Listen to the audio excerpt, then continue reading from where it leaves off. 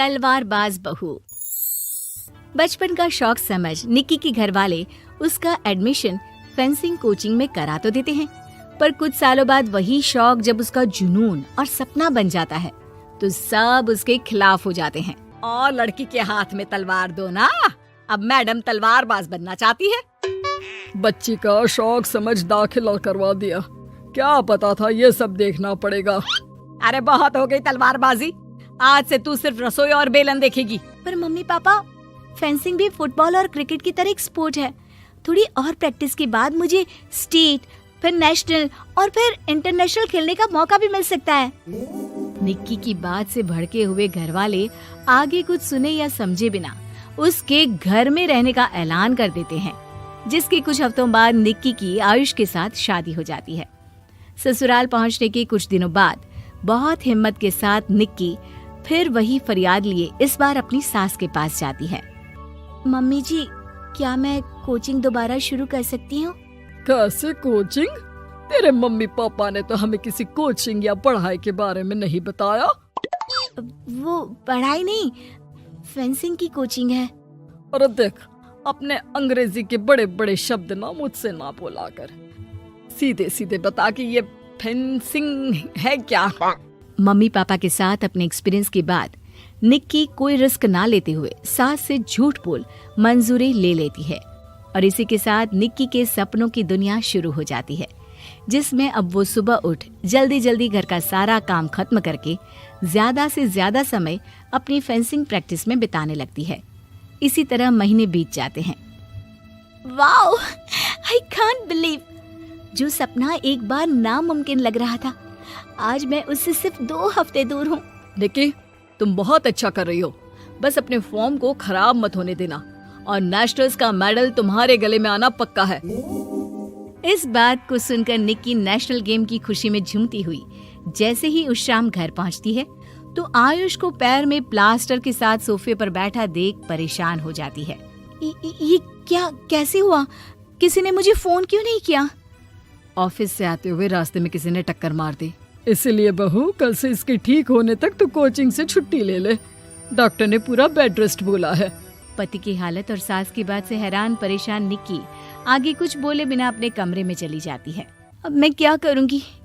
दोनों तरफ मेरी जिम्मेदारी है, अगर एक भी पूरी नहीं की तो लाइफ में दोबारा सुकून की सांस नहीं ले पाऊंगी। सच बता दूं क्या? नहीं, अगर इन्होंने भी घर में कैद कर लिया तो बचा कुचा मौका भी खो दूंगी। भगवान, आपने मुझे कहाँ फंसा दिया। मन ही मन ये सब सोचते हुए निक्की घर के काम और पति की सेवा में लग जाती है। इसी तरह 1 हफ्ता बीत जाता है। बहुत सोचने के बाद भी जब कोई दूसरा रास्ता नहीं दिखता तो निक्की सबको फेंसिंग की सच्चाई बताने का फैसला करती है और सास और पति के पास आती है। मम्मी, आयुष, मुझे आप दोनों से एक बात करनी है। तुम्हें भी मम्मी की तरह गैस हो गई है क्या? तू भी बूढ़ी औरत की मजाक उड़ा ले। एक दिन जब तेरे बच्चे तेरा मजाक उड़ाएंगे ना तो मैं भी उनके साथ बैठकर हंसूंगी। घर का ये हंसता खेलता माहौल देखकर निक्की आगे कुछ बोल ही नहीं पाती। तभी गोलियां चलने की आवाज सुनकर सब डर जाते हैं और कुछ आतंकवादी घर में घुसकर सबको बाहर निकाल देते हैं, जहां उनके एरिया के बाकी सब लोग भी इकट्ठा होते हैं। कोई किसी भी तरह के होशियारी नहीं करेगा, हमें बस कुछ समय के लिए चुप रहने की जगह चाहिए, इसलिए अगर तमीज में रहोगे तो जिंदा बच जाओगे, और अगर मरने का ज्यादा मन हो तो अपना सीआईडी वाला दिमाग चला सकते हो। डर की वजह से कोई इसके आगे कुछ नहीं बोलता। कुछ घंटे इसी तरह आतंकवादियों की कैद में बैठे रहने के बाद निक्की की सास गुस्से में चिल्लाने लगती है। अरे तुम कल मुँहों को आम लोगों को परेशान करने के अलावा और कुछ नहीं आता क्या? मैं कहती हूँ, अरे एक एक को मेरी बद्दुआ लगेगी, कोई जिंदा नहीं बचेगा। ये अब क्या कर रही हो मम्मी? सॉरी, वो परेशान हो गई इसलिए कुछ भी बोल दिया। प्लीज इन्हें छोड़ दीजिए, आप कुछ नहीं बोलेंगी। अरे तू डरपोक की तरह इनसे माफी मांग रहा है, कुछ तो अपने पापा के गुण ले लेता। अगर आज वो यहाँ होते तो इतनी देर में सबका गला काट चुके होते। क्या मतलब? नहीं मम्मी, प्लीज दोबारा वही सब शुरू मत करना। आखिर कोई मुझे भी बताएगा कि बात क्या है। तेरे ससुर जी अपने समय के सबसे बेहतरीन और उम्दा तलवारबाज थे।